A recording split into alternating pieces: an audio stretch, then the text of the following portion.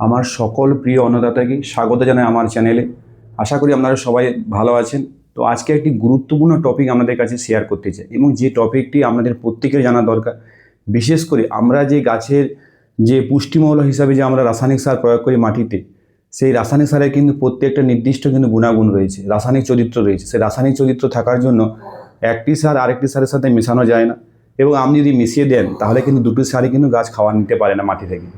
ঠিক যেমনি দেখবেন, আপনার যদি দুজন শত্রু থাকে, আপনার নিমন্ত্রণ বাড়িতে যদি দুজনকে ডাকেন তাহলে কেউ কিন্তু আসবে না। সেই রকম আপনার বেশ কিছু রাসায়নিক সার রয়েছে, যারা আপনারা যদি মিশিয়ে দেন তাহলে দুটো পুষ্টিমূল্য, দুটো রাসায়নিক সারের যে পুষ্টিমূল্য তা কিন্তু গাছ খেতে পারে না।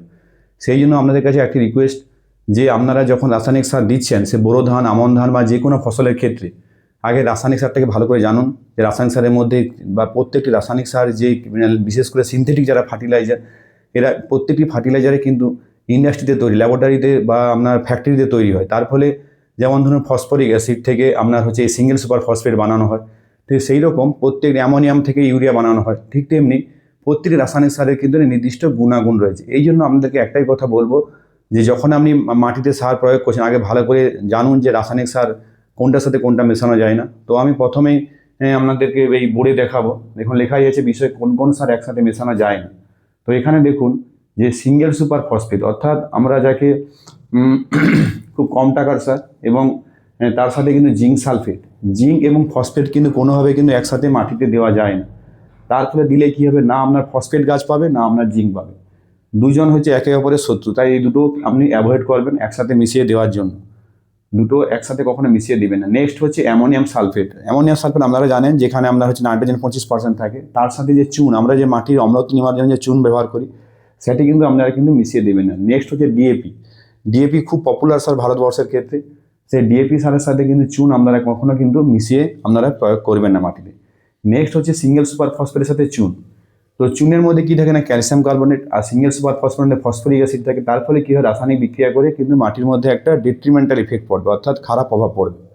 এইগুলো হচ্ছে একটা ব্যাপার। এটা আমাদের একেবারে ছকের সাহায্যে আপনাদেরকে দেখিয়ে দিলাম যে এইগুলো জিনিসগুলো খেয়াল রাখুন। বিশেষ করে আমরা কৃষক বন্ধুরা ভুল করি কি না, বোরো ধান বা আমন ধানের ক্ষেত্রে কি হয়, জিঙ্ক এবং হচ্ছে সালফেট, সিঙ্গেল সুপার ফসফেট বা আপনার হচ্ছে ডিএপি একসাথে মিশিয়ে ছড়িয়ে দিই। তো আপনারা অ্যাভয়েড করার চেষ্টা করুন। বিশেষ করে জিঙ্ক সালফেট আপনারা মিনি চাপানো দেওয়ার প্রয়োগ করার চেষ্টা করুন, যেখানে আপনারা এসএসপি সার ব্যবহার করবেন। এইবারে চলে এসি, তো রাসায়নিক সারের আর দুটো গুণ রয়েছে। একটা হচ্ছে স্লো রিলিজ ফার্টিলাইজার। এই ফার্টিলাইজার আপনার মাটিতে দেওয়ার প্রায় 15-20 দিন পর কিন্তু গাছ খেতে পারবে। অর্থাৎ মাটিতে যখন রাসায়নিক সারটা আপনারা প্রয়োগ করবেন, তখন কিন্তু চট করে কিন্তু দ্রবীভূত হবে না। সেটা হচ্ছে স্লো রিলিজ ফার্টিলাইজার। আর স্পিডি রিলিজ ফার্টিলাইজার কি না, যেগুলো রাসায়নিক সার মাটিতে দেওয়ার 3-4 দিন পর থেকে কিন্তু আপনার গাছ কিন্তু খাওয়া নিতে পারবে। তো এখানে স্লো রিলিজ ফার্টিলাইজার কি না, স্লো রিলিজ ফার্টিলাইজার হচ্ছে আপনার সিঙ্গেল সুপার ফসফেট। এই সিঙ্গেল সুপার ফসফেট কিন্তু স্লো রিলিজ ফার্টিলাইজার। দেখুন আমার এখানে বেশ কিছু আমি ফার্টিলাইজার দেখিয়েছি। সিঙ্গেল সুপার ফসফেট রেখেছি, বা আপনার পটাশিয়াম রয়েছে, কেসিএল, আপনার হচ্ছে ম্যাগনেসিয়াম সালফেট রয়েছে, এছাড়া মিক্সড ফার্টিলাইজার রয়েছে। তো ওই স্লো রিলিজ ফার্টিলাইজারের মধ্যে আপনার সবচেয়ে যেটা গুরুত্বপূর্ণ হচ্ছে সিঙ্গেল সুপার ফসফেট। এই জন্য আমরা বারবার একটাই কথা বলি, সিঙ্গেল সুপার ফসফেট কোনো দিন ধান রোয়ার দিন দেবেন না। মিনিমাম ধান রোয়ার আপনার মিনিমাম 15 দিন আগে কিন্তু দেওয়ার চেষ্টা করুন। যেদিন আপনার হবে চাষ দিবেন, যেদিন প্রথম চাষ, সেদিন কিন্তু মাটিতে দেওয়ার চেষ্টা করুন। তবেই কিন্তু আপনার যেদিন ধান রোয়া করবেন, অর্থাৎ 10-15 দিনের গ্যাপ, তাহলে কী হবে না, গাছ আপনার একটু একটু করে খাবারটা টানতে পারবে। অপরদিকে যেগুলো speedy fertiliser, speedy release fertiliser, এগুলো কী করা হয়, এগুলোর মধ্যে বেশিরভাগ হচ্ছে যেমন ডিএপি, আপনার হচ্ছে ইউরিয়া, আপনার হচ্ছে মিক্সড যেগুলো ফার্টিলাইজার 10-26-26, 20-20-13, 20-20-0-13, 28-28, এই যেগুলো আপনার গমর বা আপনার ইফকো কোম্পানির যে মিক্সড ফার্টিলাইজার, এগুলো হচ্ছে কিন্তু কুইকলি রিলিজ ফার্টিলাইজার। এগুলো কিন্তু মাটিতে দেওয়ার প্রায় 4-5 দিন পর কিন্তু গাছ খেতে পারে। এখানে আরেকটা জিনিস জানা দরকার, আরেকটা কী জিনিস জানা দরকার হচ্ছে না, যখন আমরা জল দাঁড়িয়ে থাকবে, যখন আমরা লং টাইম জল দাঁড়িয়ে, বিশেষ করে আমন ধানের ক্ষেত্রে, তখন কিন্তু আপনাকে নাইট্রেট গ্রুপের যে ইউরিয়া সার কিন্তু ব্যবহার করা যাবে না, যেমন ক্যালসিয়াম, অ্যামোনিয়াম নাইট্রেট। তখন আমরা কিন্তু ইউরিয়া অথবা হচ্ছে অ্যামোনিয়াম সালফেটের উপর নির্ভরশীল হতে হবে। আবার যদি দেখেন যে আপনার জমি অম্ল, সেই অম্ল জমিতে কিন্তু আপনার বেশি করে ইউরিয়া প্রয়োগ করা যাবে না। তাতে কি হবে না, আমাদের যে ইউরিয়া যে সার প্রয়োগ করি, তার কিন্তু 60-70% খাবার কিন্তু নষ্ট হয়ে যায়। কীভাবে না, কোনো আপনার বিশেষ করে যখন আমাদের ধান জমির ক্ষেত্রে দুটোভাবে নষ্ট হয়। একটা হচ্ছে চুঁয়ে চুঁয়ে নিচে চলে যায়, মাটির গ্রাউন্ড ওয়াটারে মিশে যায়। আরেকটা হচ্ছে ডিনাইট্রিফিকেশন। ডিনাইট্রিফিকেশন মানে আপনার হচ্ছে নাইট্রোজেন আকারে কিন্তু পরিবেশে চলে যায়। এই জন্য আমি একটাই কথা বলবো, যে ফার্টিলাইজার ম্যানেজমেন্ট করে কিন্তু আমাদেরকে সারটা প্রয়োগ করতে হবে। অর্থাৎ আমি যদি ফার্টিলাইজারটা ঠিকঠাক ম্যানেজমেন্ট করতে পারি, অর্থাৎ তাহলে কিন্তু গাছ কিন্তু বেশি পরিমাণ খাবার টানতে পারে। ধরুন আমি যদি 100 কেজি রাসায়নিক সার প্রয়োগ করি, তার দেখা গেল আমাদের হিসাব আছে যে যেখানে নাইট্রোজেন মাত্র 40 থেকে 45 কেজি খেতে পারে, বাকিটা কিন্তু খেতে পারে না, বিভিন্নভাবে নষ্ট হয়ে যায়। অর্থাৎ ফার্টিলাইজার ম্যানেজমেন্টের উপর কিন্তু আমাদের গুরুত্ব কিন্তু দিতেই হবে। এইবারে চলে এসি বিশেষ করে যারা আলু চাষ করছেন, আলু চাষের ক্ষেত্রে কিন্তু আপনাকে এই যে পটাশিয়াম ক্লোরাইড, এই যে লাল সারটা যেটা আপনারা পটাশিয়াম ক্লোরাইড বা KCl বলা হয়ে থাকে বা মিউরেট অফ পটাশ বলা হয়, এই কিন্তু ক্লোরাইড গ্রুপের কিন্তু রাসায়নিক সার বেশি ব্যবহার করা যাবে না। কারণ এই ক্লোরাইড কী করে, বা যে লবণ যে ক্লোরাইড Cl কী করে, আপনার টবাকো বা আপনার তামাক গাছ বা আপনার পটাটো গাছের ক্ষেত্রে কিন্তু কোয়ালিটি কিন্তু কমিয়ে দেয়। এই জন্য আপনারা কিন্তু পটাশিয়াম সালফেট দেওয়ার কিন্তু আপনারা চেষ্টা করুন। তাহলে আমাদেরকে দুটো জিনিস বোঝাতে পারলাম যে কোন রাসায়নিক সার কার সাথে মেশানো যাবে না এবং কোন সারের সাথে কোনটা হচ্ছে স্পিডি ফার্টিলাইজার, কোনটা হচ্ছে স্লো রিলিজ ফার্টিলাইজার। এইবার একটা জিনিস জানা দরকার যে আমরা কখনো কিন্তু গাছকে কিন্তু সরাসরি খাবার দেই না, আমরা কিন্তু খাবারটা দেই মাটিতে। যেমন ধরুন আমরা যে খাবারটা খাই আমাদের হাতের মাধ্যমে, সেই হাত আর মুখের মাধ্যমে খাবারটা কিন্তু লিভারে যায়। সেই লিভার কী করে না, আমরা সেখানে বিয়োজিত করে এনজাইমের সাথে সেই খাবারটা কিন্তু পুরো শরীরে ছড়িয়ে দেয়, তার ফলে আমাদের হাত পার বিকাশ হয়, আমাদের শারীরিক বিকাশ হয়, মানসিক বিকাশ হয়।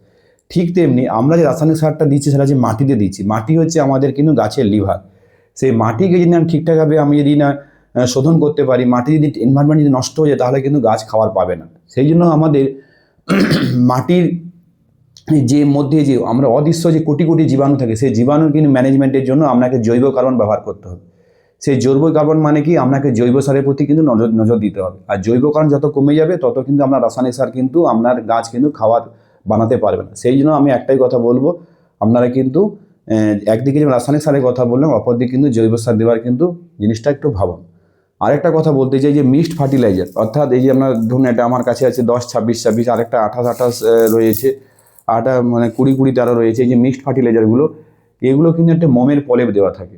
এই মোমের প্রলেপ দেওয়ার জন্য কি হয় না, চট করে কিন্তু গাছ খেতে পারে। অপরদিকে আপনাদেরকে একটাই কথা বলবো যে ইউরিয়া সার, ইউরিয়া কখনো নর্মাল ইউরিয়া কিনবেন না। আপনারা ইউরিয়া যখন কিনবেন তখন হচ্ছে আমরা নিম কোটেড ইউরিয়া বা আপনার হচ্ছে সালফার কোটেড ইউরিয়া, এই রূপের ইউরিয়া নেওয়ার চেষ্টা করুন। কারণ ইউরিয়া হচ্ছে আমাদের হচ্ছে চঞ্চলা সার।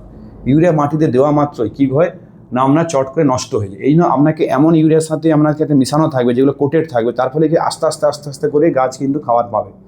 অর্থাৎ না হলে নর্মাল ইউরিয়া দিলে কী হবে না, আপনার সঙ্গে সঙ্গে 2-3 দিনের মধ্যে কিন্তু নষ্ট হয়ে যায়। এই জন্য অনেক কৃষক বন্ধু ভাবছেন আমাদের প্রচুর ইউরিয়া দিচ্ছে কিন্তু গাছ তো খেতেই পাচ্ছে না। এটা কিন্তু আমাদেরকে মাথায় মনে রাখতে হবে। এই জন্য আপনাদেরকে সালফার কোটেড বা নিম কোটেড ইউরিয়া ব্যবহার করতে। আর যদি নর্মাল ইউরিয়া পান তাহলে কী করতে হবে যে নিম খোলের সাথে কিন্তু মিশিয়ে ছড়ার চেষ্টা করুন। এইগুলো হচ্ছে টেকনিক্যাল ব্যাপার বা এইগুলো হচ্ছে বুদ্ধিমত্তা, আর কিছুই না। এইগুলো কিন্তু চিন্তা ভাবনা করলে আপনার কিন্তু চাষ ভালো হবে এবং আপনি সারটাকে ভালোভাবে ম্যানেজমেন্ট করতে পারবেন। তো আমি আশা করি এই ভিডিওটিতে আপনাদেরকে ছোট্ট করে আমি শেয়ার করতে পারলাম যে কোন সারের সাথে মেশানো যাবে না এবং বিশেষ করে কোন সার স্পিডি রিলিজ, কোন সার তাড়াতাড়ি দ্রবীভূত হয়, কোন সার তাড়াতাড়ি দ্রবীভূত হয় না, এইগুলো কিন্তু জানতে পারলেন। এবং পরের কথা এখানে ভুলে গিয়েছিলাম যে বিশেষ করে ফসফেট গ্রুপের সার কিন্তু আপনি চারা যেদিন গাছ লাগাবেন বা চারা রোয়া করবেন সেদিন কিন্তু ফসফেট সার দেওয়ার চেষ্টা করুন। কারণ ফসফেট সার হচ্ছে গাছের শিকড় বানাতে সহায়তা করে, শিকড় মজবুত বা শিকড়ের লম্বা বাড়াতে সহায়তা। এই জন্য ফসফেট সার কখনো মাঝখানে দেওয়ার চেষ্টা করবেন না। ফসফেট সার সবসময় প্রথমে ধান রোয়া বা যেদিন গাছ লাগাবেন চারা বসান সেদিন কিন্তু ফসফেট সার দেওয়ার চেষ্টা করুন। আরেকটা কি না, ফসফেট সারে বেশ কিছু শত্রু থাকে মাটিতে, তার ফলে কী হয় না, শত্রুগুলো ফসফেট সারকে গাছের শিকড়ের কাছে যেতে দেয় না। সেই জন্য আমি একটাই কথা বলছি যে ফসফেট সার কখনো আপনারা কিন্তু মাঝখানে দেবেন না, যে গাছ লাগিয়ে দিলাম তার 15-20 দিন 25 দিন পর দিলাম আর তার 6 মাস পর দিলাম। তার সবসময় মনে রাখবেন যে ফসফেট সার হচ্ছে গাছের শিকড় বানায়, আর শিকড় যদি না বানাতে পারেন তাহলে কিন্তু গাছের মুখ তৈরি হবে না, আর মুখ যদি না তৈরি হয় তাহলে কিন্তু গাছ খাবার টানতে পারবে না। এই জিনিসগুলোর ব্যাপার আর কিছু না। আর পটাশ সারকে আপনাকে ভেঙে ভেঙে দিতে, পটাশ হচ্ছে একেবারে কী বলে গাছের পাকা অবস্থা পর্যন্ত পটাশ সার লাগে। এই পটাশ সারকে লাস্ট চাপানো অতি অবশ্যই দেওয়া দরকার। আর নাইট্রোজেন গাছের প্রত্যেকটা মুহূর্তে লাগে, পাটে 3-4টা ভাটে কিন্তু আপনি ভেঙে ভেঙে দিন। এই হচ্ছে এনপিকের গল্প। আর জিঙ্কটা বললাম কখনো ফসফেট সারের সাথে মিশিয়ে দিবেন না, মিনি চাপানোর সময় দিন। আর ম্যাগনেসিয়াম সালফেট কিন্তু দেওয়ার চেষ্টা করুন। ম্যাগনেসিয়াম সালফেট কিন্তু লাগছে, কিন্তু গাছের পাতার ক্লোরোফিল তৈরি করতে কিন্তু ম্যাগনেসিয়াম ভূমিকা রয়েছে। এই জন্য মনে হলে আপনারা কিন্তু একর প্রতি 4 থেকে 5 কেজি ম্যাগনেসিয়াম সালফেট দিতে পারেন। এই হচ্ছে রাসায়নিক সারের চরিত্র বললাম। তো এখানে আমি পটাশ সার দেখালাম, এখানে আপনাকে অ্যামোনিয়াম সালফেট দেখালাম, আর হচ্ছে এখানে ম্যাগনেসিয়াম সালফেট সারও দেখালাম। তো আশা করি ভিডিওটি কেমন লাগলো আপনারা জানাবেন। সবাই ভালো থাকবেন, সুস্থ থাকবেন, নমস্কার।